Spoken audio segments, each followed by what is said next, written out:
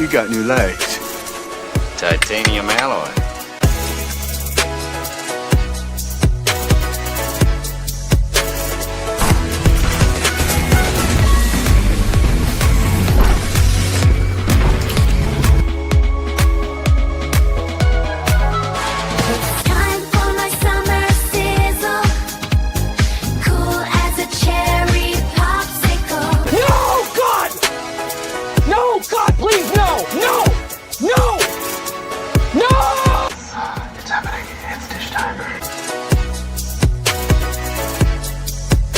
I always wanted to do this in front of you.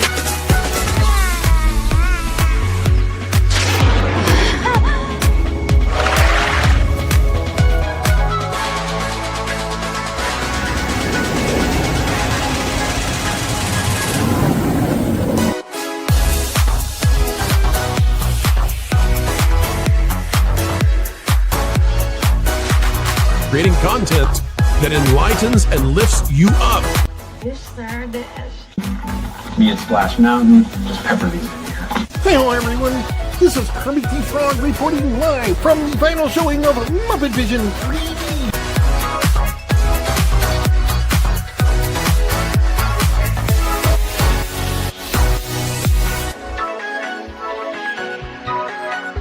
Right? God, I missed our daily dishes.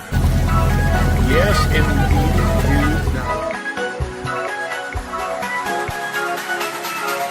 You know, I really don't remember you being this opinionated. Who knows? It's Hollywood, baby.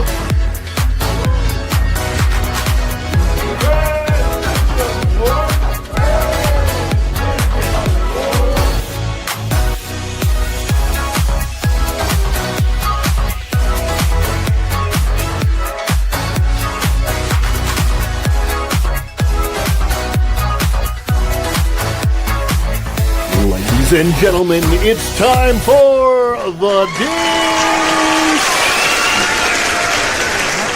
Hey. So, let's dish. What do you want to dish about? Anything you guys want. This is your time.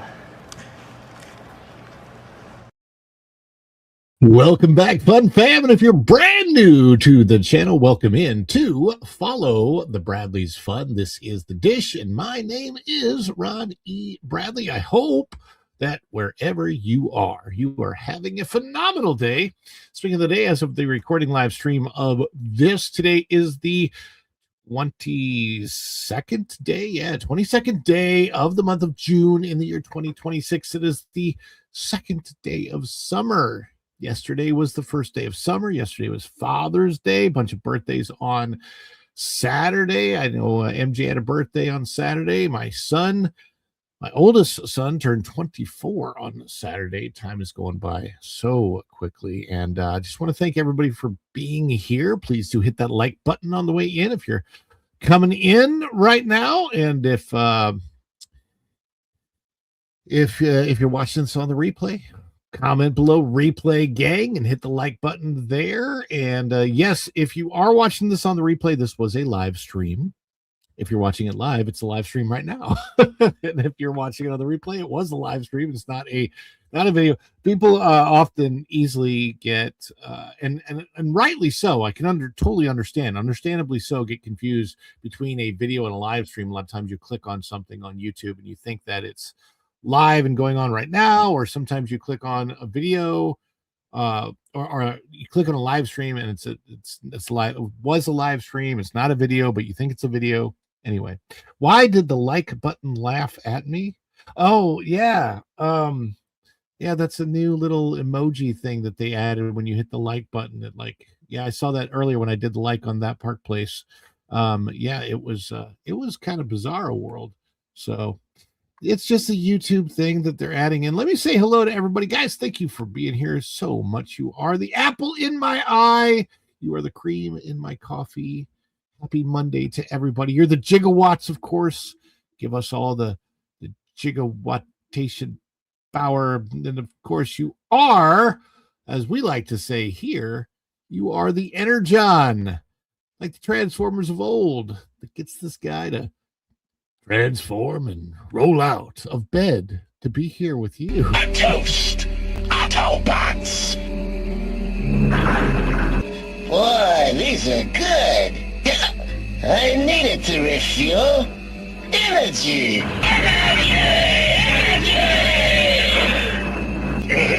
This stuff's the greatest! And let me say hi to everybody that's chiming in today. Snortopoopas Q Burr, first in the house, our very favorite, famous polar bear from Pinellas County. The Snort is here. And we've got the TJ Magnifi chiming in. Hello, Tom, the great mod. And sometimes Banlist is sometimes here. And yes, we appreciate all. Let's see. We got Kit Kat talking about That Park Place raid. We got Freedom Seeker. My impersonation of Freedom from what is it? Now why can't I even think of the name of the movie? You know, the end of the movie is like Freedom. You know what happened. Anyhow, tired today. England DG. 3 lions on the shirt. It's coming home. It's coming home. The World Cup, it's out there. Lady Gamester is present and accounted for. Thank you, Lady Gamester. Glad to see you here. Kit Kat, of course, chiming in, saying hi. And we've got the Wild Man of Yevon. Hail, peeps. Hail, Wild Man. We love you. You know we love you. My mom is here, Kathleen Fantasia. Everybody say hi, Mom. She says, welcome to everyone. Of course, our great mod, Go and Shogi. And also, now, sometimes a panelist. Always fun to have Go and Shogi on. Thank you, Go and Shogi, for being here. Texas 8412. US. Go Texas 8412. Let's see who else we got. We got John. Make it rain. Make it rain, John. Hey, everyone. Making it rain. June is just flying by. Go and Shogi. I saw that come out. I'm like, man, it is out the door. And yet my weight is not flying off as much as I would like it to. MJ, magically MJ, happy birthday. Late now, well, a couple days ago. TPP raid. Have a great stream, everyone. Let's see. We get everybody, Lady Gamester, MJ, get. I'm trying to make sure I got everybody. I think we did. Making it rain. You don't have to make it rain here. It's been raining a lot over the weekend. And we already have people coming in, chiming in with super chats. Guys, we have a different type of a goal today. I put 10 on there. If we get 10 supers, great. Look, if you can't do supers, please don't. Like, I don't want to put anybody out, but if you can, great. We appreciate it. We appreciate all the support that we get on the channel. Helps keep the lights on. Eventually, it's going to buy a new laptop, all that kind of stuff. Really super duper appreciated. I love you guys and couldn't do what I am able to do without you. It's like all you. So we are a community here, and every time we get some type of community support, we love to celebrate it on this channel. Now, the goal is 10 supers, or I think it's or 25 gifted memberships or new memberships during the show today. And we're going to do a combo. Okay, so if we get the goal completely with supers, that's fine. If we get it completely with new memberships, that's fine. Or if we get a combo that adds up in my head, at least, of where it would be for the 10, great. We appreciate it all, and we will be doing a members only extra dish live stream this week. If you guys saw the extra that I did yesterday, which was also related to a goal from last week, I walked to Gatorland. I don't know how many people were on the stream yesterday, but I walked to Gatorland. So thank you for that. And we've got the supers coming in. And I also want to do like a little extra segment today where I try and remember and celebrate everybody that chimed in when I was live from the parks and couldn't play all of the celebrations for that too. So got a lot coming in. We appreciate it. Oh, Seabrew is coming in. Yes. So thank you for that. As you know, when we celebrate together as a community. So when I pop these supers on the screen and we go to the celebrations for them, we do a celebration with like a little fun music and dance, and sometimes it's an individualized clip, and sometimes it's not. We're trying to get as many clips as we can out there. But we want to celebrate together. So when we do that, when we're playing that, please celebrate in the chat with us with fun emojis, custom emojis. If you're a member, if you're not a member, fireworks emojis, heart emoji, any kind of emojis works. So we'll use Seabrew's practice. Seabrew 1138 chimed in. I haven't finished your clip, but I'm working on it. It's super cute. Super cute, Seabrew. When I do have your clip ready, I think you're really, really going to love it. But Seabrew says, sorry, I'm late. Steam Machine just dropped reviews. Steam Machine. Oh, well, that we'll have to check that out. But for now, what we are going to do is we are going to celebrate Seabrew. Let's celebrate together as a community. Thank you, Seabrew.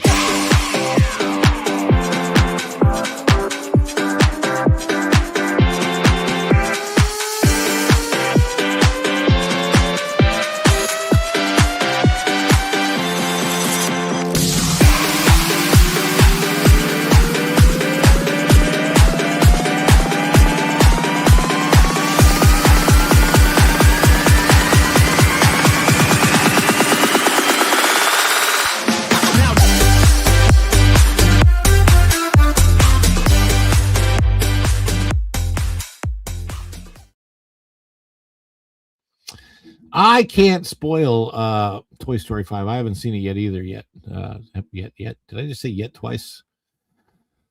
Oh, we have Kit Kat chimed in for $4.99. Let's get this party started. Well, I have to agree with Kit Kat. Let's get the party started by celebrating one of our favorites. We love this clip. Let's celebrate. Wow. Kit Kat.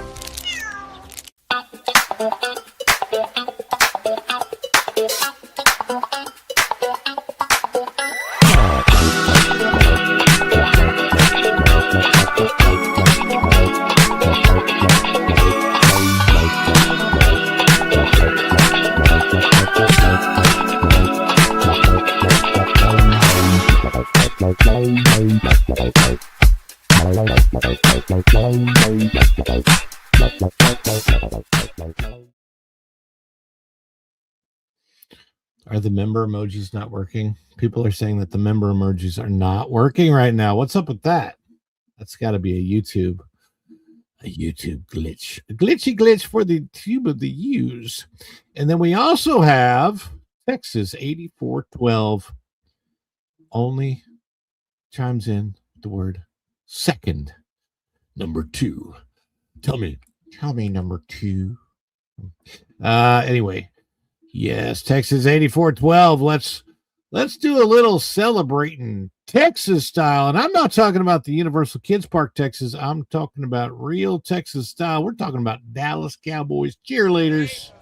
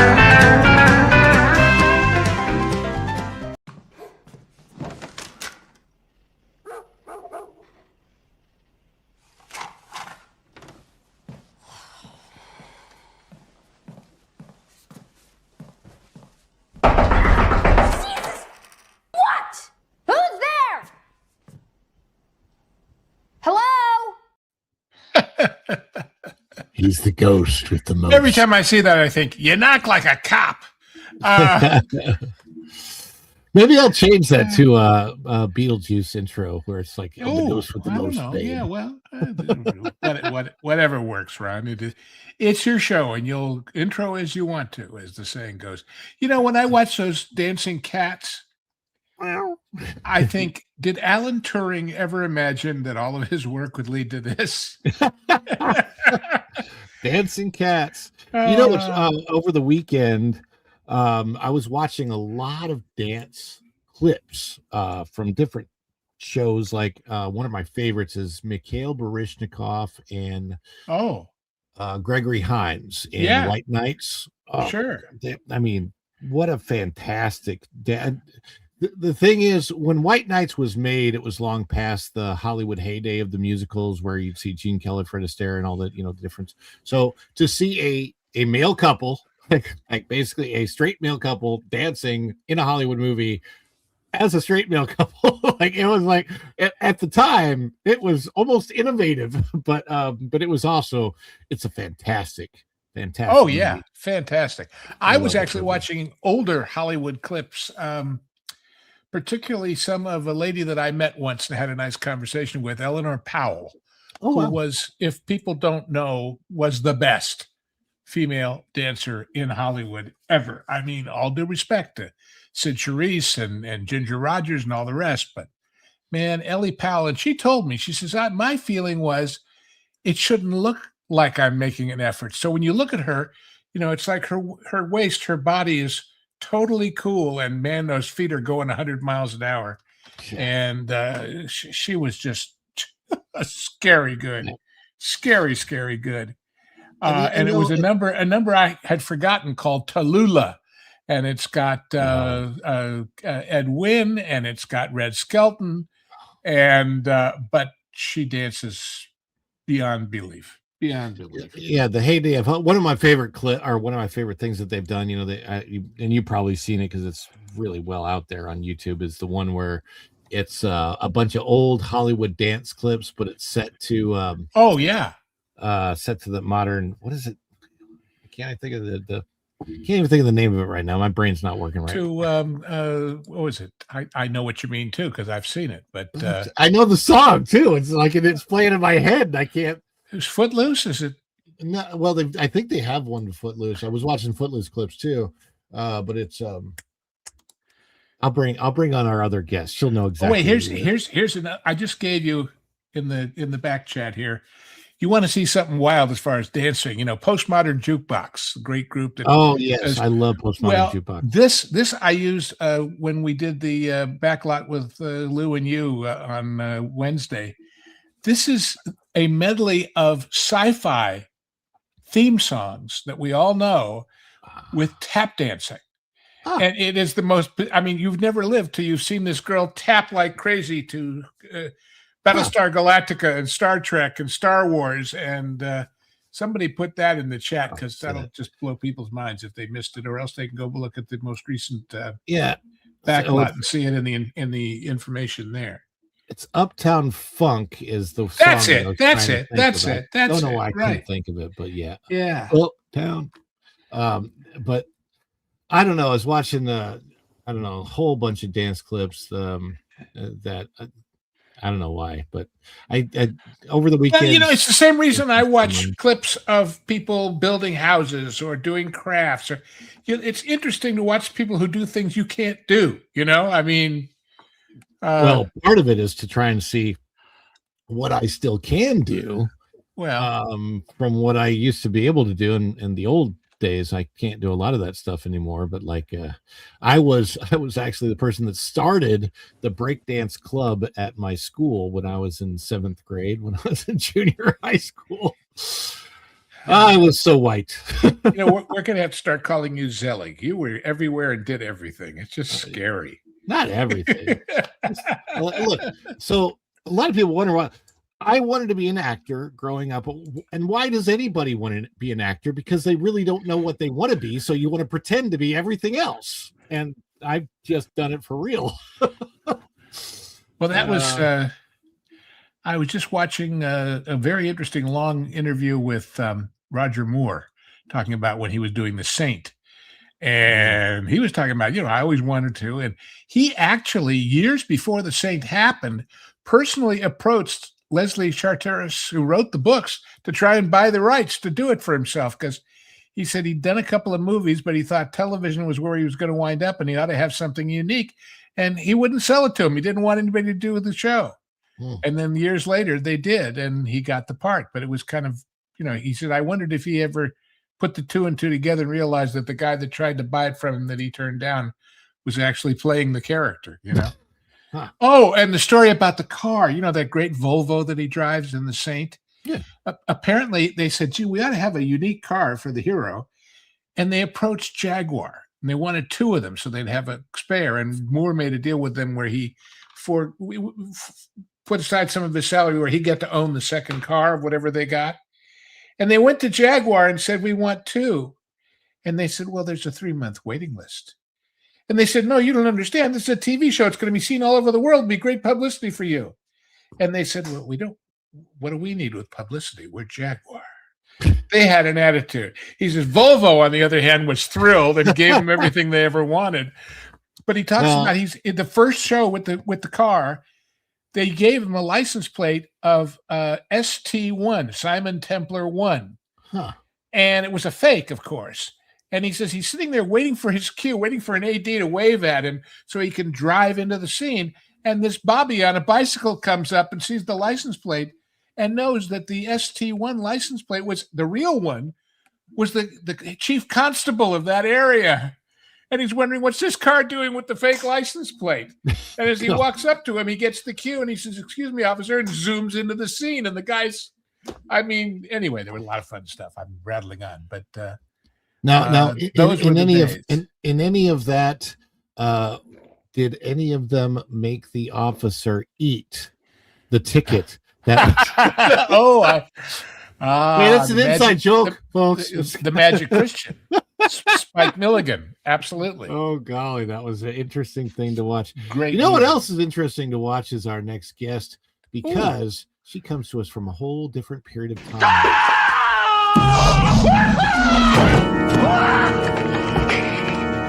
Doc, calm down, okay? Just calm down. It's me. It's Marty. No, it can't be you. I sent you back to the future. Hey, Doc, that's right, but I came back again. I came back from the future. Don't you remember last night? You fainted. I brought you home. This can't be happening.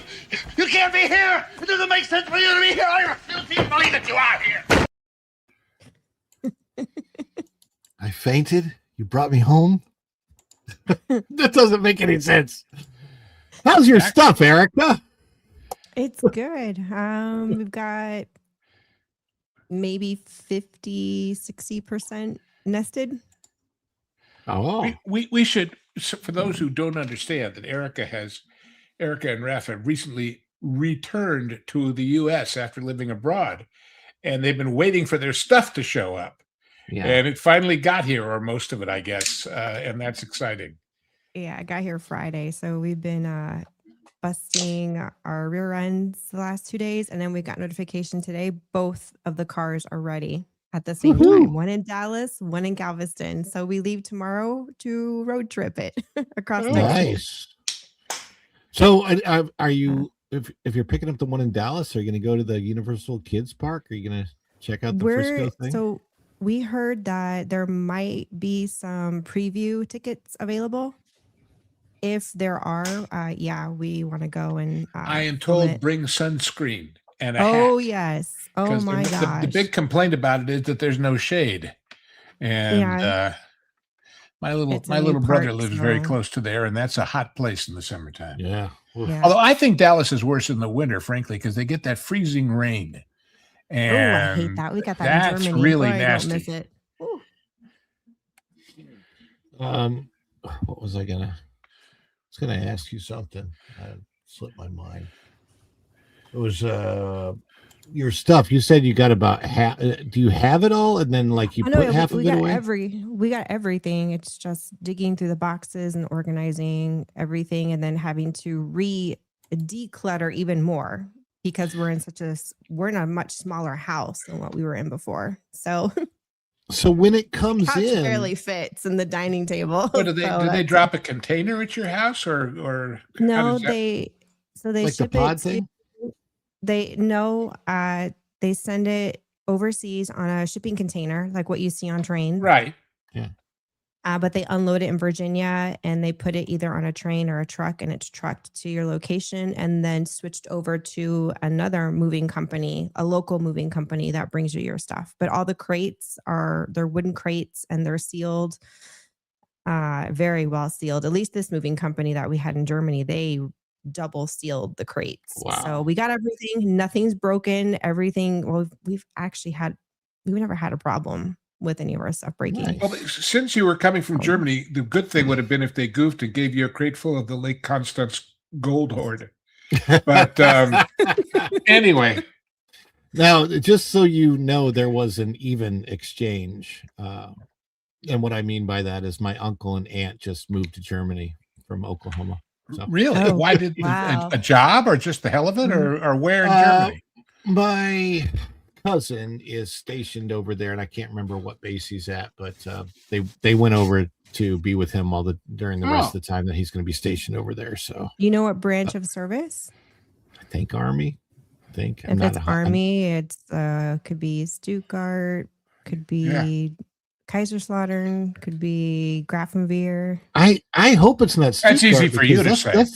That's the first place Loki attacked was Stuttgart. Yeah, well, in the Avengers. Yeah, I know. Erica I never doesn't. kept up to that. like, No, I I never don't even went care. to Stuttgart. It was like what, a 2-hour drive. We never went down there. Well, technically it was Cleveland, but that has nothing. That's where it was filmed. The Stuttgart, Germany scenes for Avengers were filmed in Cleveland, Ohio. Cleveland, well, okay. Of course, because why not? But actually, I was watching a stuff you didn't know about video about Willy Wonka, the original. Cool. And it was shot, in Munich, at the studio in Munich, but they tried to do it to make it look sort of universal. But one of the people in Germany pulled a prank that nobody knew. Do you remember at the beginning of the movie when they're talking about who's going to get the golden ticket? Yeah. There's this thing where supposedly this guy in Paraguay, this millionaire in Paraguay got the last ticket, and it turns out later it was a fraud. Guess whose picture they used in the fake newscast announcing this for the Paraguayan millionaire? Who? Martin Bormann. Oh, God. And nobody knew, but the That's people funny. in Germany That's sure as heck knew. That's funny. That was the director's idea of a joke, but anyway. My aunt and uncle moved to Germany. So I guess the closet, in case you were wondering about that. Closet. You still haven't come out of the closet? No, I am out of the closet. I'm actually you are. It's just not decorated. It's just boxes behind me. Yeah, folks, it's June. Erica's out of the closet. Oh, no. That seems to be the month for it, doesn't it? I don't know. Oh, golly. Are you guys ready to talk about this weekend's crazy box office? Why not? Yeah. Absolutely. Why not? That's a good idea. Let's put this on the screen.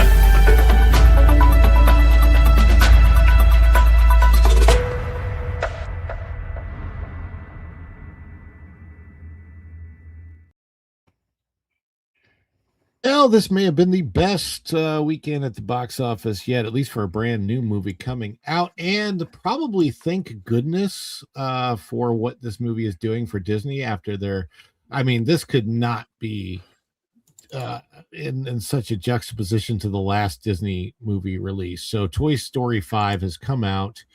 And if we go to the full chart, good Lord, it's $160 million estimated domestic gross, but when you look at the worldwide, with 152 million estimated international box office, and these are only estimates because we don't get the full numbers until later today, I think.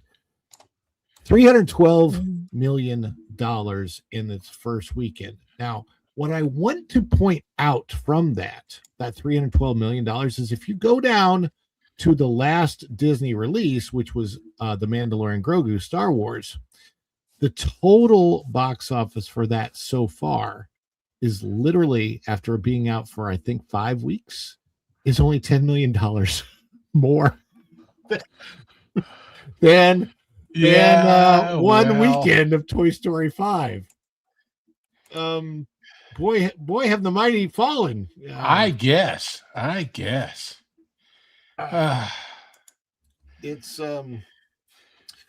Star Wars is doing pretty much the opposite of what anyone ever thought it would do in the beginning, because in the beginning nobody believed in Star Wars in 1977 when George Lucas was going to release it. Nobody believed in it. The studios didn't believe in it. George Lucas got a premium deal because of that, with the toy sales and stuff.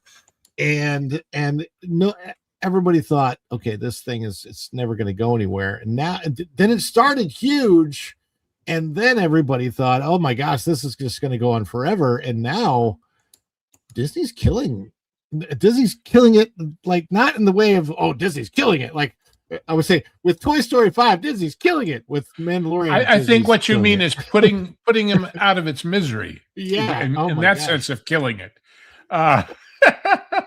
God, I'll tell you. What franchises? And by the way, speaking of Toy Stories, they're not selling any Grogu toys anymore either, are they? Worth a damn, because they didn't do anything to change it. So the funny thing is, you still see Mr. Potato Head coming off the shelves. I mean, that's what's crazy.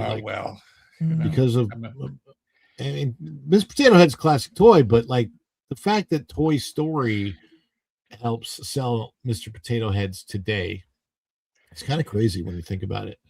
Especially with Don gone. Yeah. Let's see here. Weekend predictions: Toy Story 5 eyeing the best opening of the year. The Super Mario Galaxy movie looks set to lose its crown as the biggest opener of 2026.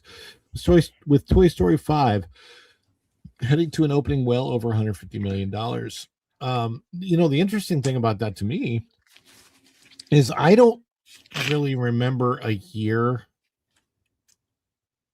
ever. Lou, you'll have to help me out with this, but I don't remember any other year where the number one movies coming out are all kids franchises, like family, like Mario's Galaxy. Whoops.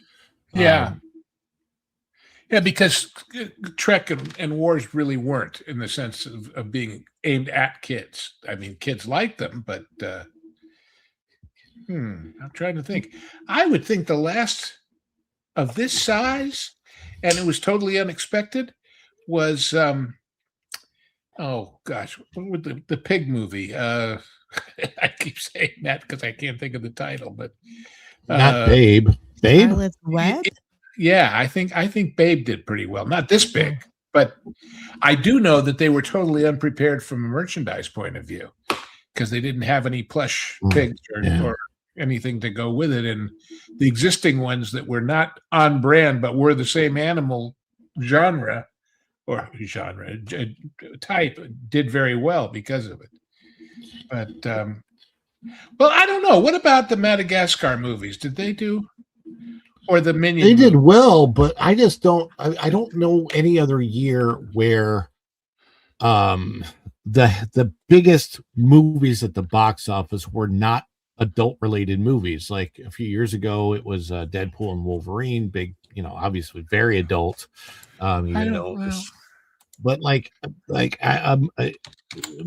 it does make me wonder, because I have seen kind of low predictions for it, but it makes me wonder if Moana is actually going to do better because of Toy Story.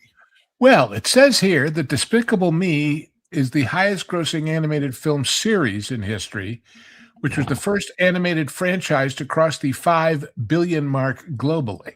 Wow. And of course, that's 4 movies and the 2 prequels from the Minions. But the first one, Minions, was 1.157 billion. And then Despicable Me, let's see, that's the biggest. Despicable Me itself was $500 million. Minions: The Rise of Gru, 937. Despicable Me 2, 975, 976.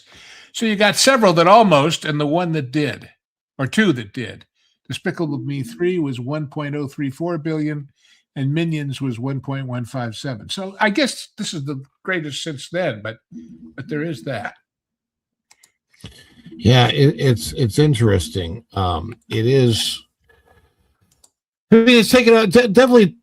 I would say that Toy Story is taking over the box office. I'm going to address this one real quick. I don't normally do this at this point in time, but Lady Gamester says, "Got to run. Have a good program for $4.99." Thank you, Lady Gamester. Thank you. We will be celebrating that. Maybe it'll run later, but I just wanted to let you know. Thank you for being here. and acknowledge that real quick while we got it.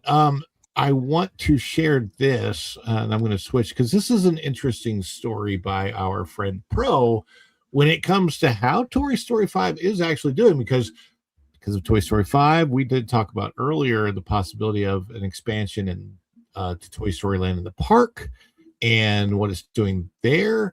But it may not be, even though it's huge for this year, maybe it's not as big as what some are saying. So Toy Story 5, not the best performing film in the franchise, despite the media reports.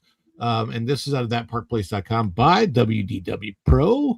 And there's the dinosaur and the Slinky Dog, which I'm pretty sure we own both of those. And they're this. I think we have all the Toy Story toys. And we even have all of the Tom Hanks's brother voiced this toys. For those that don't know, Woody, the toy, and Woody in a lot of media is not voiced by Tom Hanks. You know that, right, Lou? Yeah. It's what is his brother's name? Is it Bob or something? I don't remember his name, but it's not. And they look almost identical. They look a lot alike. But yeah, Tom Hanks's brother voices Woody for like a lot of the stuff in the parks and the toys. And like, you're my favorite deputy and stuff like that. He does all those lines. And he said he never auditioned for it. They just called him up and said, go to the studio. Hi, Cherry Blossom. Let's see here. It's kind of interesting, though, isn't it? In the sense that with all these AI and CGI and whatever the audio version would be tools, they could imitate it, but instead they picked his brother because he has the same tonality, I guess is the word, right? Yeah, I mean, they're very genetically similar, I would say. They have a very similar voice, very similar look. It's interesting. And the other thing that's always been interesting to me about Tom Hanks is, of course, he got his start in a show that probably would never be allowed to air today. I mean, reruns could air, but it would never be greenlit today. They couldn't call it what they called it now, probably. Bosom Buddies. Yeah. I mean, that sounds like that's like a traveling troupe of drag show performers now, I guess, if you use that title. Exactly. But back then, I mean, it was great because they were able to stay abreast of the situation. So, well, all right. I'm okay. Tit for tat on that joke. We can go back and forth all day. We can just bounce right between each. I tell you what, let's do, Ron. Let's leave that behind us and just say thanks for the memories. Anyway. Get ready for a story you're unlikely to hear anywhere else. While most major publications are singing the praises of Toy Story 5, which they certainly should from a business standpoint, there is a bigger story here that is just as important. As it turns out, the fifth film in the franchise is the second in a row to miss the number of tickets sold in a domestic opening weekend. That signals that all of the record-breaking headlines are actually just reporting on movie ticket prices rising dramatically. And I know, Lou, you love to point this out too. Yeah, because with more big screen theaters, you have more high-priced tickets. Exactly. Yep. And hoping you won't notice they're silent on the actual number of butts and seats. With Toy Story 5 arriving to a reported $160 million domestic opening weekend, the obvious headline is that Pixar has just delivered the biggest raw opening weekend in the history of the Toy Story franchise. And there's Conan O'Brien live on GMA. But raw dollars can be deceptive. $1 in 1995, 1999, 2010, or even 2019, but much more than $1 does in 2026 when the opening weekends for all 5 mainline Toy Story films are adjusted for inflation. The franchise race becomes far more interesting. Here is the inflation-adjusted Toy Story opening weekend ranking. So, rank number 1, Toy Story 3, 2010. Year original 110 domestic, 110 million by domestic, but in 2026 dollars, that's 167 million. So it's actually technically a bigger opening in 2010 than we have in 2026. 2026 is number 2. So Toy Story 5, Toy Story 4 comes in at number 3 with 120.9 million domestic opening, which in 2026 dollars from 2019 is 156, which also really sucks that inflation has risen that much in 7 years. Toy Story 2, 1999, 57.4 million, only 114 million in 2026 dollars. And Toy Story, the original, opened to only 29 million, which is only 63 million in today's dollars. But of course, then became an unbridled hit. By unadjusted dollars, the ranking is simple. Toy Story 5, franchise champion at 160. It beats Toy Story 4's 120.9 million. 3's 110 million. 2's 57. And Toy Story's original 29 million. However, that has little bearing on how many people went to see the movie, and isn't that the most important stat for cultural relevance once inflation is factored in? Toy Story 3 still appears to have the strongest domestic opening weekend in franchise history. Well, there's two other factors to consider. One is that this is not a movie, as lovely as I'm sure it is, I have not seen it, that sort of demands that you see it on the big screen. And secondly, if you just count number of tickets sold, it's a lot more kid tickets than grown-up tickets. So the prices are lower to some degree, and therefore, the box office doesn't tell the whole story. So now, Erica, is this a movie that you have any interest in seeing yourself? I mean, I don't think you don't have any littles at home, right?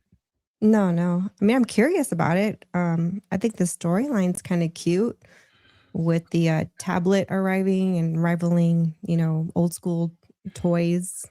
They should have done that with the 4th movie, honestly. It is a little bit. Just nixed that storyline and replaced it with this one, but it's whatever. I've heard it's better than the 4th. So I'm actually hearing pretty good things about it. Yeah, I mean, it's something we're going to go see. I haven't gotten tickets yet because I got to figure out if I can get my family to go see it at the right timing. I'll probably go on Wednesday, though. I think so. But it's, it's very good for Disney right now, considering the epic fail that they had with Mandalorian and Grogu. And it's going to be interesting to see what Disney's year is like. Last year, until the end of the year, it was pretty pitiful for Disney. And this year with Mandalorian and Grogu, not a great start, but this is like only the second film of the year. So this is actually really, really good for them. And I don't know what's going to happen with Moana. When does that come out?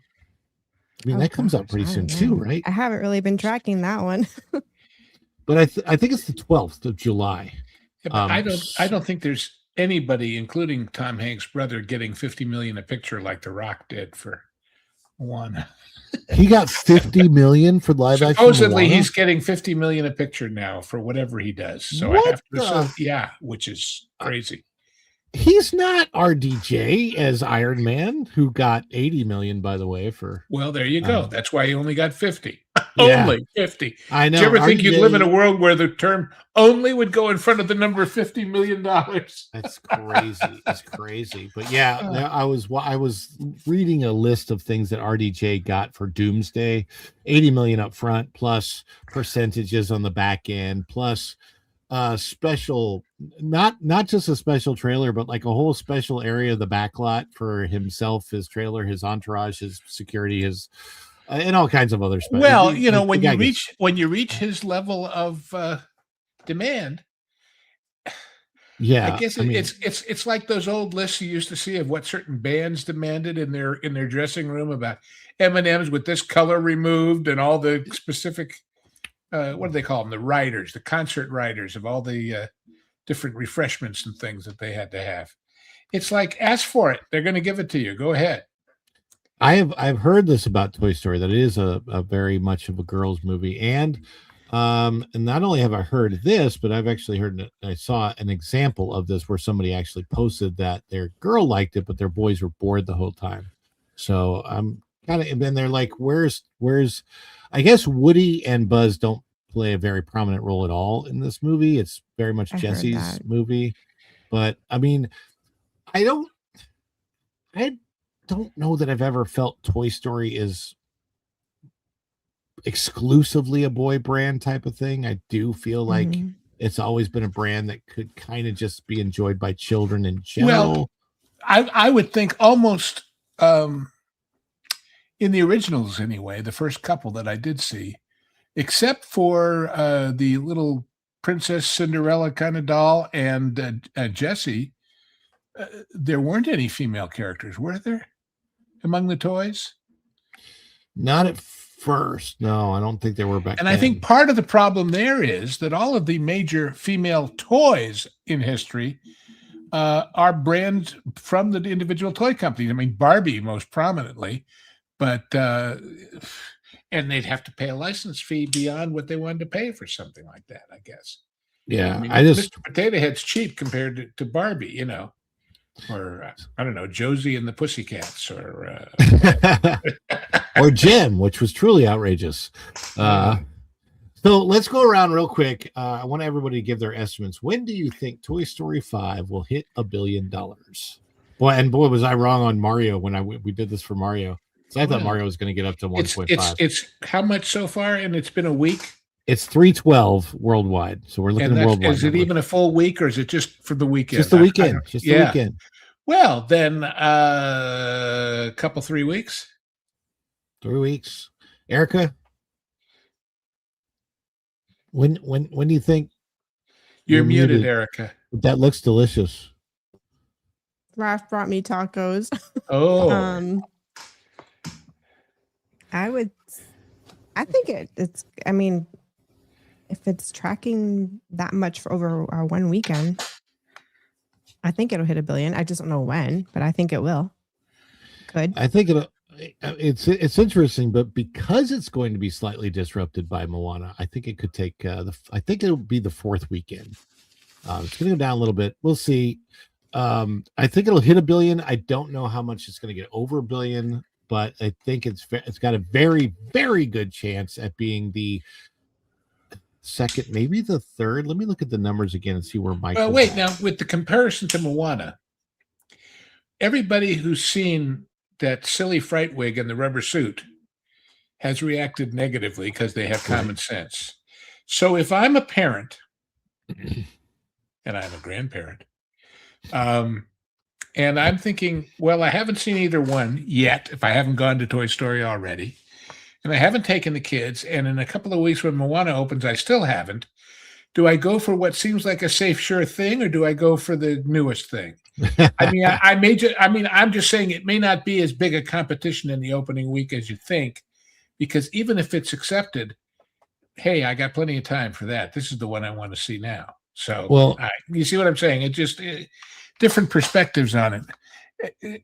In other words, I think people nowadays, look, as consumers of movies, all movies, we are more sensitive to the potential for disappointment factor as when we make a choice to spend the money and make the effort and buy the popcorn and the buckets and it's like, well, maybe it's okay. Maybe it's not dangerous. Maybe it's not propagandizing or woke too much, but I still want to have a good time. And it seems like this is a safer good time.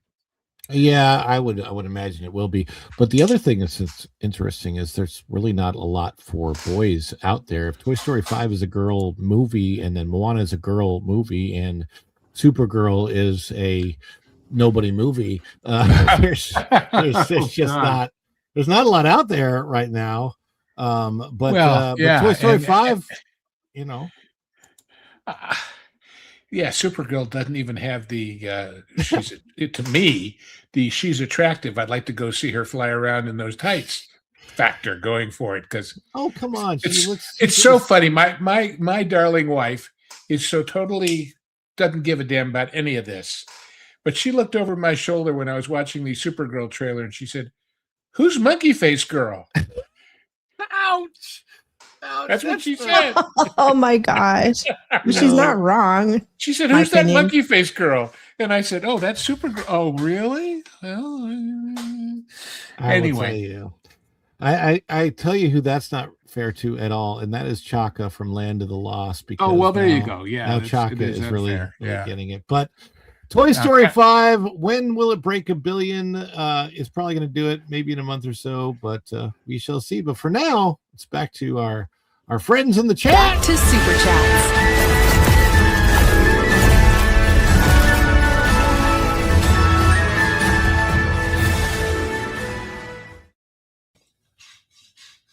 And we have Lady Gamester who chimed in, said she had to run. Lady Gamester, have a good program. Thank you for the $4.99. And I think that we will celebrate Lady Gamester with the clip that begins with, a little bit of a game. Is it too much? Too much? It's pathetic.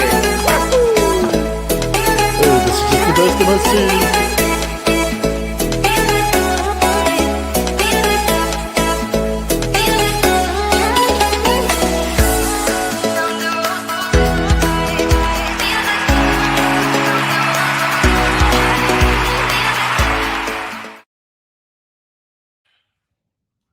Wild Man of Yavin is doing laundry. Well, Wild Man, I hope you got your sheets together.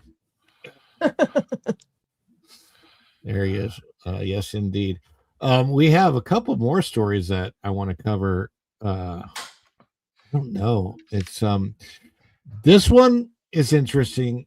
It's very juxtaposed to Disney's success with Toy Story, and I got to make sure that I'm in the right place here. Disney had great success, or is having great success, with Toy Story 5, especially compared to the Star Wars franchise right now. And what's interesting is everything that, everything Star Wars is being beaten by right now.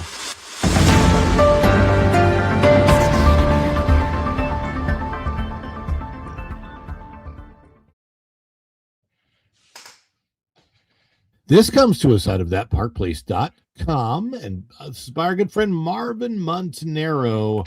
Micro-budget horror film obsession overtakes Disney's The Mandalorian and Grogu in stunning box office upset for Star Wars, written today, June 22nd. Oh my goodness.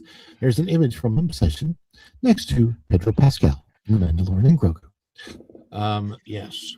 Disney's return to theaters with Star Wars was supposed to be a victory lap, but the studio now finds itself looking up at a micro-budget horror film obsession on the worldwide box office charts. According to Box Office Mojo, Obsession has now grossed $333.27 million worldwide, surpassing The Mandalorian and Grogu, which currently stands at $321.76 million globally.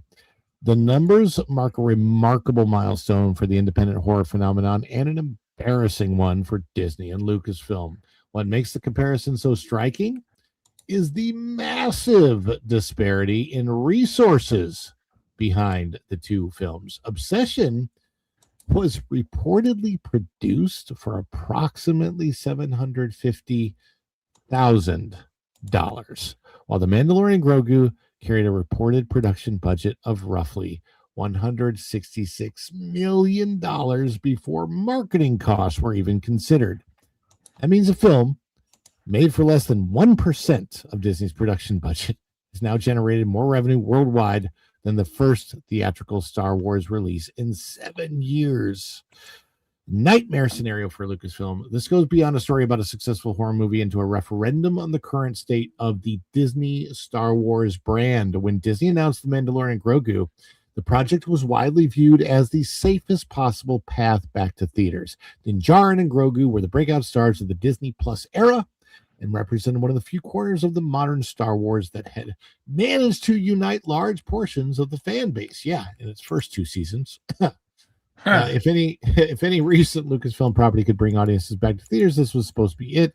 Instead, the film's theatrical run has become increasingly difficult to defend. While Disney was undoubtedly hoping Hoping to establish a foundation for future Star Wars theatrical releases, the movie has now been surpassed by an R-rated horror film that lacked the advantages of a globally recognized franchise, decades of built-in audience goodwill, merchandise empires, theme park attractions, and one of the largest marketing machines in entertainment. That should raise serious questions inside Lucasfilm. Yeah, I don't think people are going to see Obsession just because they were fans of the television show Superman and Lois, which is where the girl who stars in that movie came from. Geez, Lou, as a Hollywood expert, what does this say about box offices and budgets and Disney and all of it? It says the same thing we've been saying for 10 years now, which is you got to have a story that matters and characters that you care about and people you can root for. And it has none of that anymore. So what a surprise. You mean you're not rooting for baby Yoda? And rooting, you know.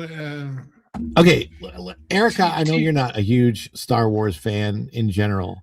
So, not really. As somebody She's who's not not? somebody who's not a huge Star Wars fan, though, when you saw did you see any of the trailers for Mandalorian Grogu? Did it look even remotely interesting?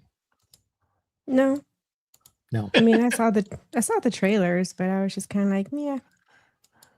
And then after hearing all the reviews that it was basically just like 3-4 episodes of the Disney Plus series smashed together into a movie, I'm like, yeah, I think I'm good.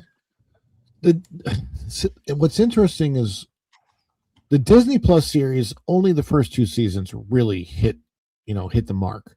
And I did watch the first 2 seasons. I don't think I watched the third one. Well, my question is, it would be interesting now that we've had all this time to consider it and all of this effort and this movie to go back and watch those and see if they're really as good as you remember them, or whether it was just, thank God they're not bad and it's Star Wars and I want to like it. Yeah. Yeah, Well, that too. what I remember is do the they very last? the last episode of season 2, and it had some really good, strong female characters balancing out, the male characters.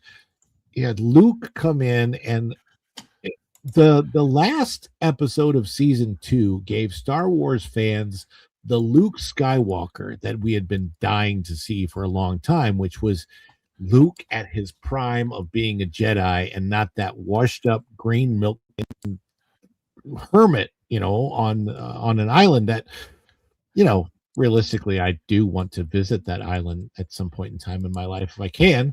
Skellig Michael, but it wasn't the character. You can go there or the Bahamas. Which island would you prefer? I've been to the Bahamas, so well, there you go. I want to see Skellig Michael. How about Sicily?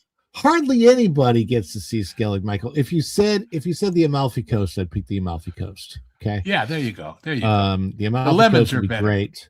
And also Bora Bora, those bungalows that are actually the real Bora Bora bungalows. I would definitely take those. And probably Tokyo, Japan, over that too. But it would be an interesting thing to see just once in my life. This is very interesting places on the earth, but that's a whole other subject. Look, Star Wars to me, they ruined it by firing Gina Carano, who was a huge prominent part of The Mandalorian seasons 1 and 2. And the problem with firing Gina Carano wasn't even directly like just that. Like that created a big issue. A lot of fans of Star Wars at that point in time were really, really upset with Lucasfilm, but we didn't even know what was going on in the background. Jon Favreau had tremendous plans. He handpicked Gina and created the role Cara Dune around her because he wanted Cara Dune to be going forward in her own series with the Star Wars franchise and everything. And that also was going to interact with the Mandalorian going forward. Everything that were his plans for what he wanted to have happen blew up in his face when that happened behind his back. Like he didn't even know that she had gotten fired. So it was really, really hard.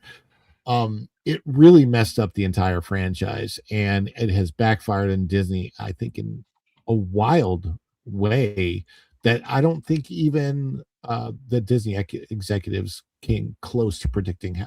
I don't think Kathleen Kennedy, I don't think Bob Iger, I don't think they knew the importance of what was happening when they fired Gina Carano and all of the dominoes that would spill because of that. But that's because they were so caught up in their own self-righteous politics that not only did they not know, they didn't care.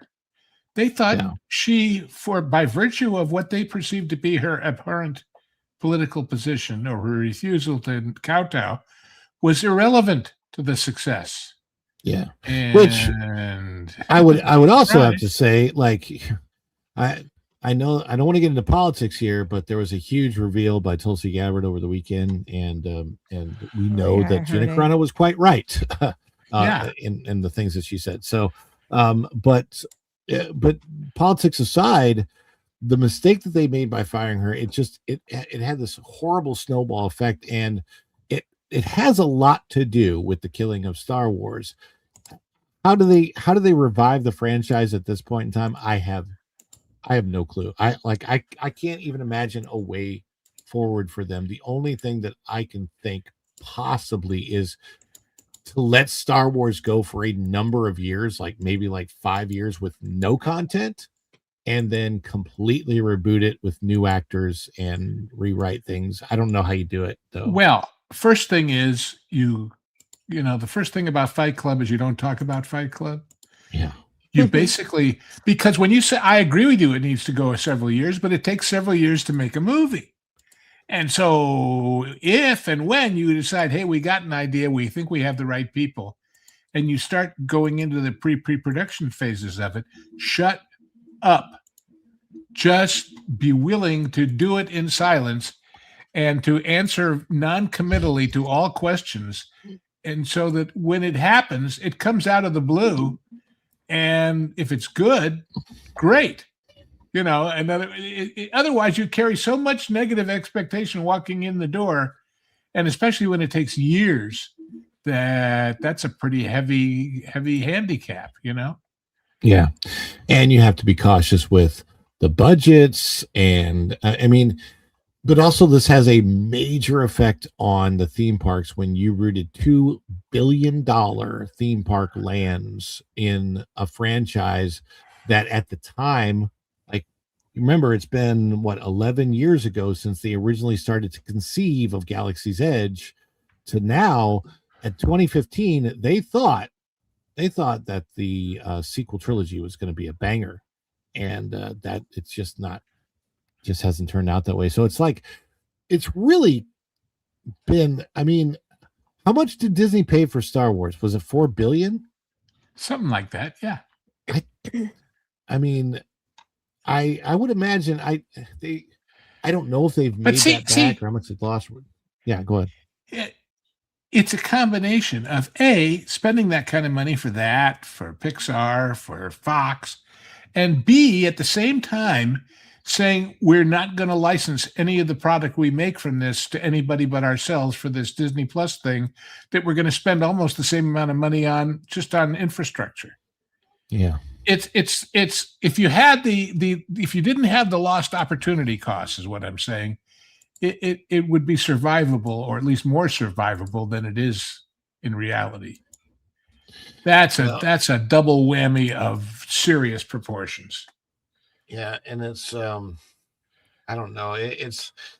They need to do something with Star Wars because it needs to become relevant. Even as a fan of past Star Wars stuff, I want Star Wars to be relevant again. I really do. Oh, me too. I hate to see what's happened to it. I think they need to get away from stuff like the Acolyte. They need to get away from doing anything. See, Star Wars takes place in a different galaxy, different universe, everything. So it really shouldn't have any focus on what we're thinking about in today's world. So when you to put DEI specifically in a Star Wars movie, that has nothing to do with it. It's kind of weird. yeah, it's just hard. Like, I mean, look at the comments. You got Star Wars Nikki, who says she used to love it going shogies, like saying I can't even watch them anymore. And I know some people that can't even go back to the old series. Star Wars Nikki says, I love the original trilogy, but now it's dead to me. So sad. You know what's going to happen next year that's very interesting, and I think this will make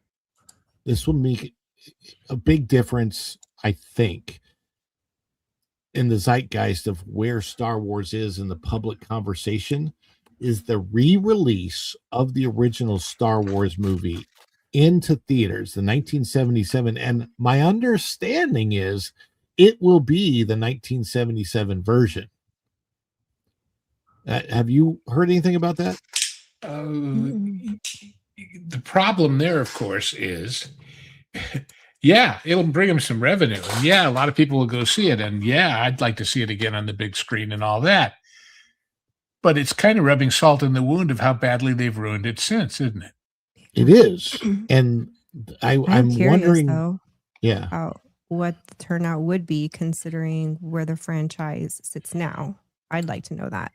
Well, and a lot of us who were there on opening day aren't here anymore. So, right. Wow. I mean, I keep looking at people. It's so weird. I got to warn you guys, when you get to be my age, which for the record is 73, and you see that this star or that star has passed away or did pass away at age 60 something, and you're going, what? Or you see that they were born like in the same year as your parents, and you're saying, I thought she was hot and she was my mother's age. My God, that's a little creepy, you know? But all I'm saying is the world has made some changes since then. And not all for the good, not all for the bad, but certainly it's a different audience than those movies were made for. Not that that's a good thing, because when you consider those movies that came out in the 70s, were using as their template the World War II movies of the 1940s and 50s. So they were already, you know, theoretically 25 years out of style, but no, they weren't, because people remembered and because people had the same, I want to see a hero battle against evil and win. But I don't know if everybody does anymore because they've been so cynicized by our modern culture. So, I think that human nature, maybe I'm just positive about this, but I think human nature in all of us wants there to be a good guy that wins. And I think there's a small segment of the population that unfortunately believes that who most of the population believe is the bad guy is the good guy. And you've had a lot of those people that have taken over Hollywood, and they have a whole different idea about who the good guy is, and that's been the problem. It's not just movies and TV. The great thing about Epcot was its optimism. That's not there anymore. Now the optimism is, oh boy, I can have another drink. Yeah. Yeah. And you see what I mean? I mean, it just hey. Epcot is definitely the worst park to work in if you are in custodial, because what you'll be cleaning up is yeah, it's a lot of code V's over detritus, there, I think, is the word you're using. Yeah, unfortunately. We'll see. It's not the colors of many nations fly proudly on the floors of Epcot. It's not looking good for Star Wars. As a matter of fact, in Spaceship Earth, nobody can hear you barf. Is that it? Yeah. Anyway. Star Wars is starting to look like, well, a lot of the ground at the end of the day at Epcot. Oh, boy. Well, we got another story for you that might be even worse. I have news. What type of news is it? Well, to be perfectly frank, it's bad. Maybe if you tell me the bad news in a good way, it won't sound so bad. The bad news in a good way. Yes, I can do that. Well, here goes. Wait till you hear this. Well, we've got some bad news for Supergirl. Maybe it's good news for Spider-Man, though. Spider-Man Brand New Day box office tracking soars, while Supergirl struggles to reach $40 million opening. And I understand this. I actually, a lot of people have issues with it. I did not. I saw the latest Spider-Man trailer, And it actually was the first trailer that I've seen in a long time that could just be the editing of the trailer. I mean, trailers are different than movies, but I actually liked the Spider-Man New Day trailer, and I kind of got excited about where this movie could go. And Spider-Man's interesting because you've got three different Spider-Man. I really think they ended up with a winner with the last Spider-Man where they brought them all together, and it just acknowledged, like, as a fan, and you have fans, like, you have different feelings towards different Spider-Man. As a fan, by the way, it was cool. Yeah, it came out that Tom Holland and Zendaya got married and kept it a secret. Has anybody heard why they kept it a secret? Which one was it a secret? They were releasing like their wedding photos and all kinds of stuff. But a month after it happened. Oh, I didn't realize that. Yeah, that's what I was reading about today, and I thought nobody's talking about how come, I didn't know. Like, I knew that they had gotten engaged. I don't care. Like, it's like they have been a couple, and there's really not a lot of rumors about them as a couple. So I'm but apparently when people found out, a lot of people were like angry they weren't invited, who were friends of theirs or something like that. But I just don't understand why that should ever have been a secret. It just seems strange to me. But I don't keep up on their personal lives, so who knows? Yeah, anyway, I didn't mean to distract you from what you're saying. It's just a conundrum to me. It is. Who Monkey Girl marries, I don't care about. Anyway, I think Millie Alcock is probably married to the bottle at this point in time. At least that's what she looks like in all the promotional photos. The gap between what audiences are excited to see and what Hollywood wants them to be excited about may have never been clearer. According to box office tracking account Global Box Office, Spider-Man Brand New Day has already surpassed $40 million in domestic presale revenue, and is now tracking towards a domestic opening box office above $250 million. And kind of prove that point, I actually went looking for one of those preview tickets from Amazon, and everything around me was already sold out. So there's a lot. I mean, that speaks to the popularity of the franchise. I remember I was actually working at you're going to tell us you were Spider-Man now too, aren't you? No, I was never Spider-Man. In between being a gondolier and a cast member. No, I have a picture of myself with a and so it can't be me. We're not in the same place at the same time. And by the way, Spider-Man's way shorter than I am. So just for the record. That's true. That's true. So anyway, I was working at Three Bridges restaurant at Coronado Springs Resort when the tickets were dropped for Spider-Man No Way Home. And it was interesting to me because I was serving a table of 20 somethings, and this was like close to midnight, right? We were either getting ready to close. We might have even already been closed. I think we're like already closed, but like people were still lingering because it's an outdoor bar area. And all these kids were like at midnight jumping on their phone trying to get the pre-release tickets. Wow. That's how, and so I'm like, I knew then that movie was going to like just do bonkers, and it did. Spider-Man is the most popular, I believe he's actually the most popular superhero character, especially in toy sales, of all superheroes. So, it makes sense that you give us a good Spider-Man movie and people are going to go see it. But it's just really, really interesting when this gap comes out, right? So you've got Spider-Man Brand New Day surpassed 40 million pre-sale, tracking towards a domestic opening box office of above 250 million. That's domestic. That's not worldwide. I mean, if it's 250 million domestic, you could have a $500 million worldwide opening. Yeah. Weekend. Regardless of where the final numbers land, the broader trend is impossible to ignore. Tom Holland's return as Spider-Man is generating a level of audience excitement Hollywood hasn't seen for a superhero movie since, guess what? Spider-Man No Way Home. So the last Spider-Man movie. I do think there was a pretty good amount of excitement for Deadpool and Wolverine. Well, yeah, okay, yeah. But outside of that, there like nothing. Like nobody even cared. I think maybe, to cut the author some slack, he means a serious superhero movie. As opposed to one that satirizes superheroes the way that Deadpool and Wolverine does. Yeah, I mean, it was funny. What made that movie a good movie is that they made fun of themselves, right? They made fun of Marvel. Yeah, it wasn't like legit storytelling as far as us following the superheroes. Spider-Man Brand New Days. This is by Global Box Office. There it is, now on track for 250. No Way Home was 309 million just for inflation. It's going to be interesting to see what it does. A lot of people are talking about this particular Spider-Man costume, how close, like it's maybe the closest Spider-Man costume we've ever had to the comics. So that's an interesting thing.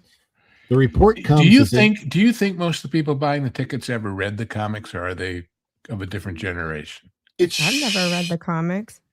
Oh, I sure Shouldn't did. Be most. I definitely read the comics. I mean, it was really interesting going to a comic book store the other day for the first time in years. I went to a comic book store and I got recognized. That was fun. Because I was in this comic book store and talking to somebody else, and one of the guys working in the store looked over at me and goes, "Wait a second, I think I know who you are. Are you on the WDW Pro Show sometimes?" Like, wow, yeah, wow. So we, I don't know if that was a good thing or a bad thing. I was recognized, but it was interesting. So the comic book people, they watch this, is all I'm saying. It's interesting. So I think that the majority of people going to see a Spider-Man film are more interested in just the movie, and they don't really care so much about the comic book content. But I have been a Spider-Man fan since I was as little as I can remember. My Spider-Man, Superman, Batman, the Hulk, those were the ones that I was always a huge fan of as a kid. Always had the action figures. I remember getting my Batman for Christmas when I was like 5. I remember getting Spider-Man stuff. And I was a fan, of course, at that time, they always had the Saturday morning serials. So the Super Friends, Spider-Man and His Amazing Friends, and all of those things I was a big fan of. Now I don't know. I really don't know what the modern audience is. It doesn't into. exist. Yeah. So if the global box office projections prove accurate, Brand New Day would be looking at one of the largest openings in modern box office history. So the Spider-Man Brand New Day is generating event movie excitement. The most important detail isn't necessarily whether the film opens at 230 million, 250 million, or higher. It's the fact that audiences are showing up in massive numbers before the movie is even released. Deadline reported that Spider-Man Brand New Day delivered the strongest first day pre-sales in 5 years. That is huge, tremendously important. While Fandango reportedly confirmed it because it became the biggest first day ticket pre-sale of 2026. Even more impressive, the film is accomplishing these feats despite losing IMAX screens to Christopher Nolan's The Odyssey during its opening frame. That kind of demand doesn't happen because audiences are casually interested. It happens because moviegoers view a release as a genuine cultural event. Spider-Man remains one of the most beloved characters in entertainment, and audiences clearly still want to spend time with Peter Parker. Now, compare that to Chaka from Land of the Lost. Sid from Toy Story. No, sorry. Compare that to Supergirl. I keep getting that wrong in my head. My bad. The contrast with Warner Brothers' upcoming Supergirl could not be more dramatic. While Spider-Man Brand New Day is reportedly tracking towards a potential $250 million domestic debut, Supergirl continues seeing its forecast move in the opposite direction.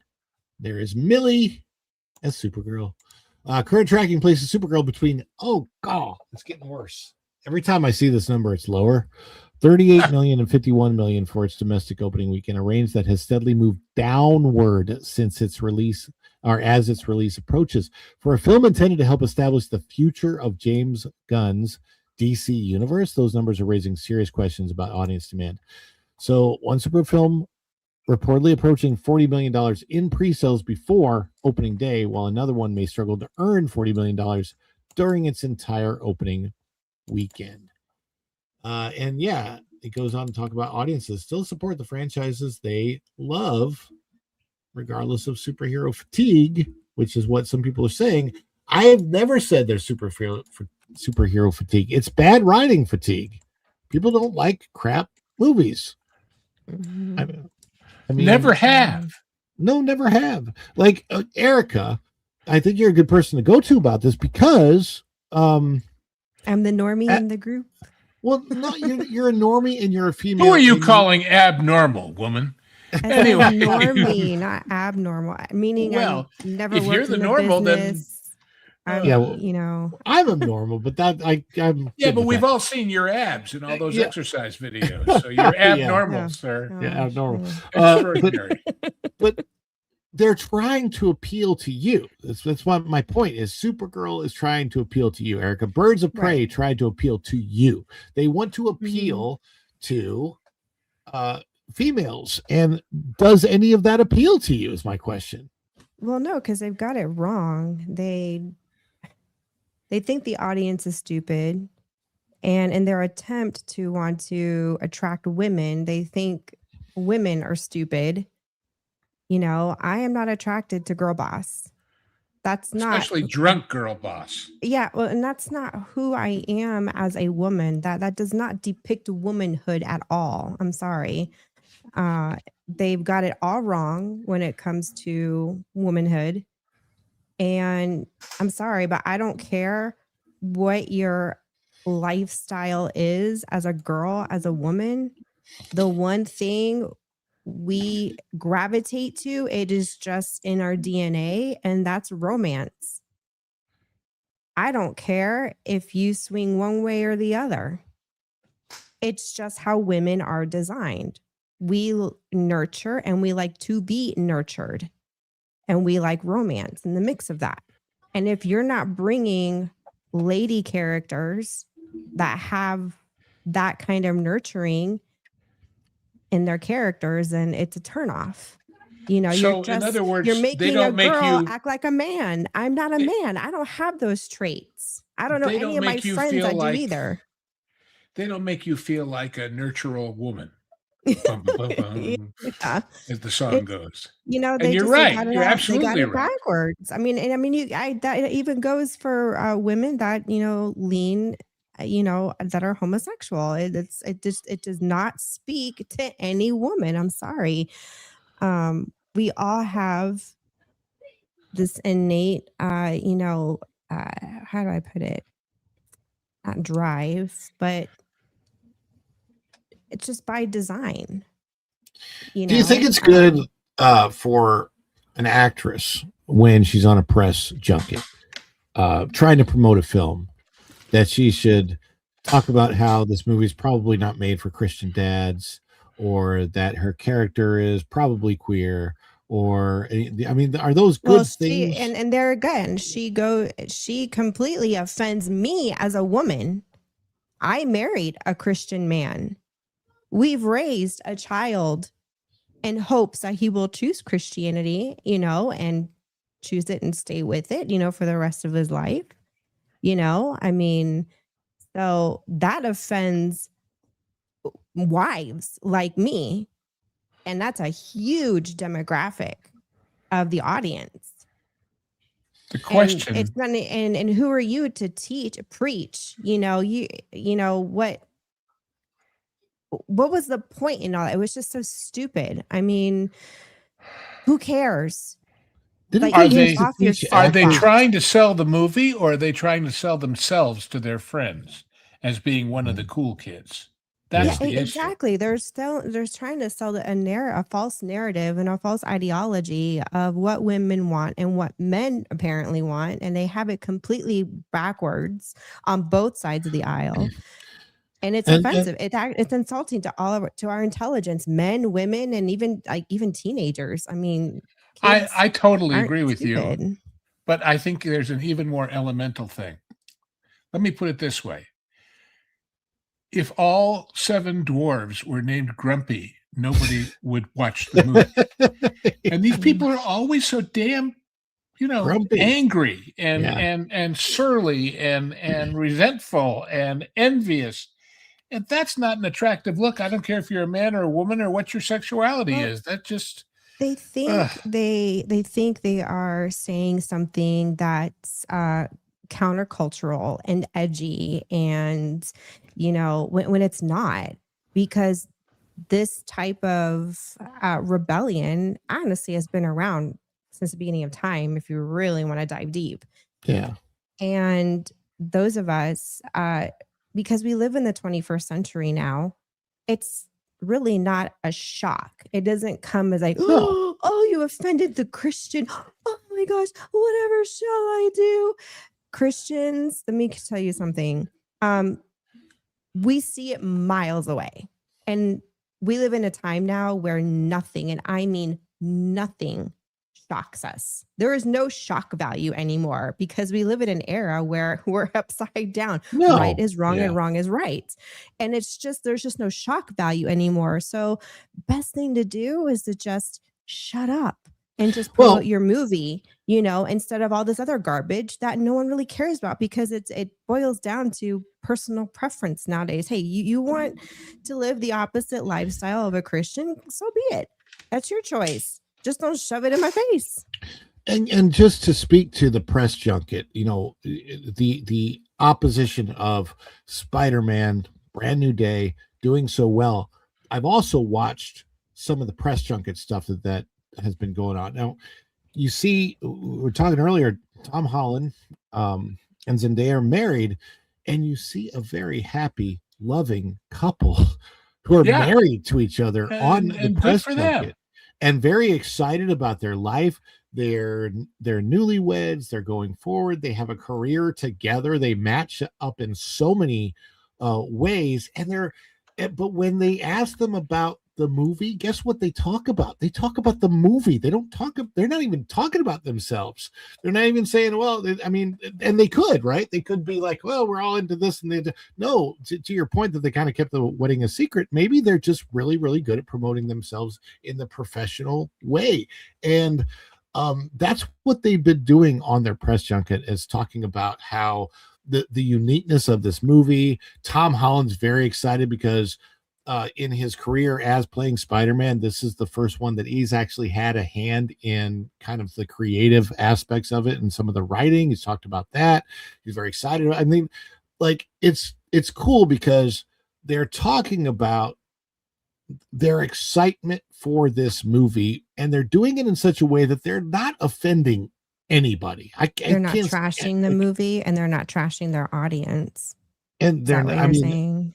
Like, none of them ever said anything like, well, the original Spider-Man was created in the 1960s by Stan Lee, and things were so different back then, and it's so dated, and right? I mean, they're not doing stupid stuff like that.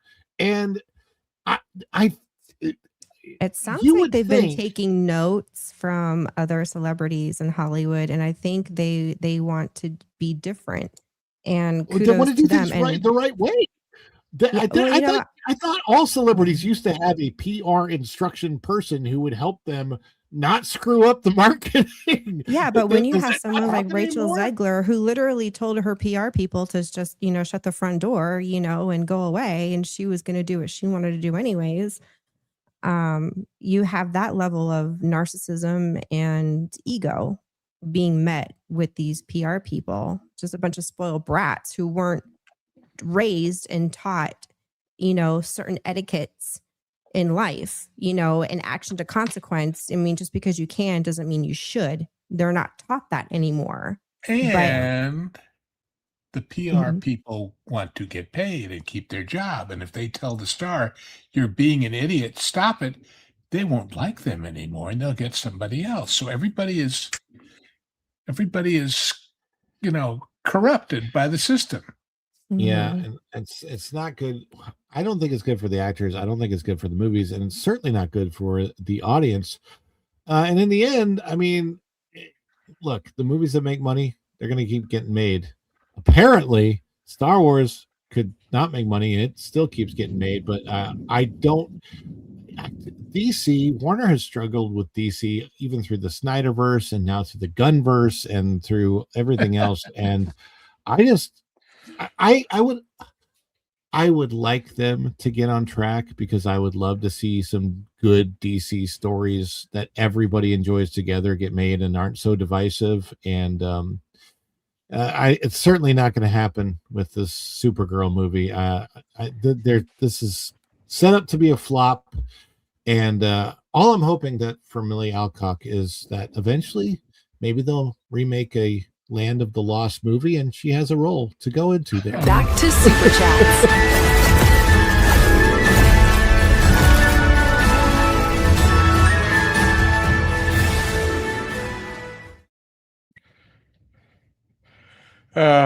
Land of the Lost.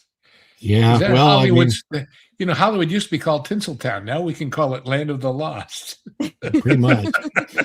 Flying Blind on a Rockin' Cycle has chimed in for $2 and says, "Good day," and good day to you, Flying Blind on a Rocket Cycle. Celebration.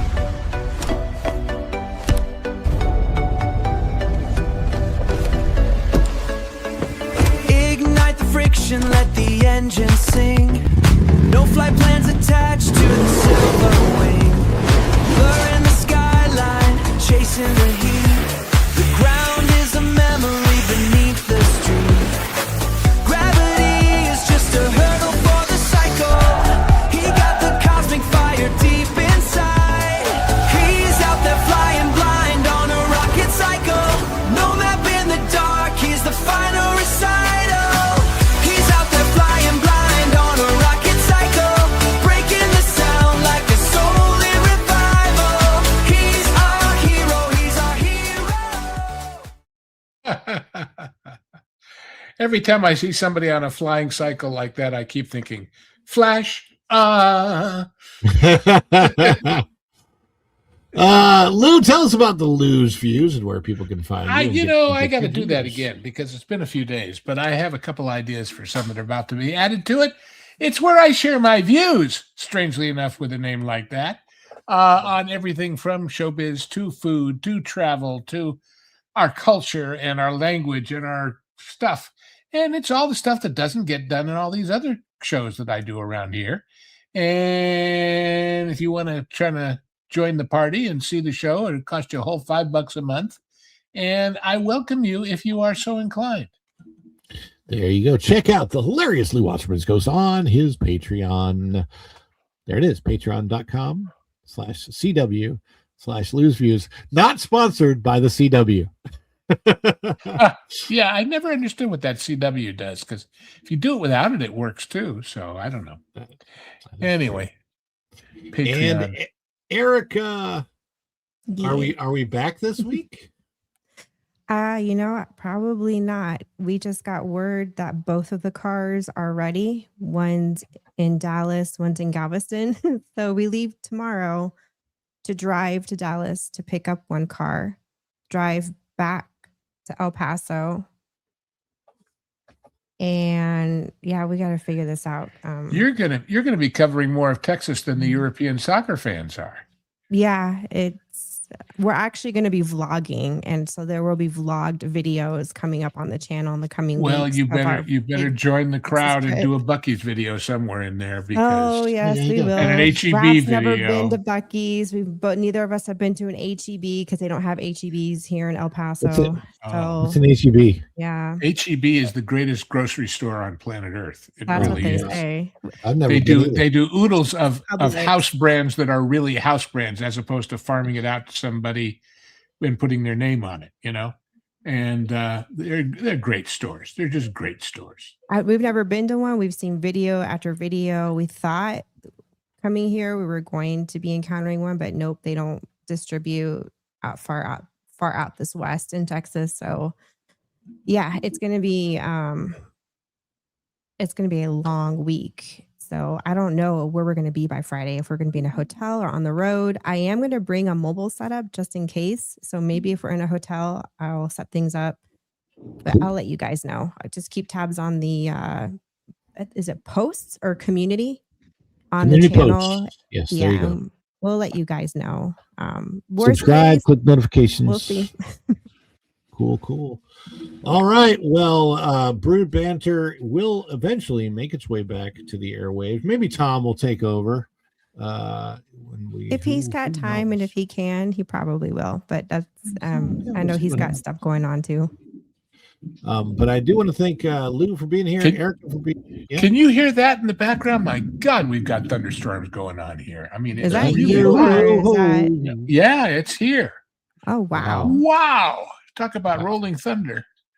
Oh my goodness gracious. Well, thank you everybody that chimed in today. Flying Blind and Rocket Cycle, Lady Games Receiver, Texas, Kit Kat, and everybody that's out there in the audience. We appreciate every single one of you. Thank you, Lou, for being here, and Erica for being here. And we will be back tomorrow. If you missed the live yesterday, it's kind of interesting because I did it on the spot. I did walk from here to Gatorland, so you can kind of see how far of a walk it is for me to go to Gatorland.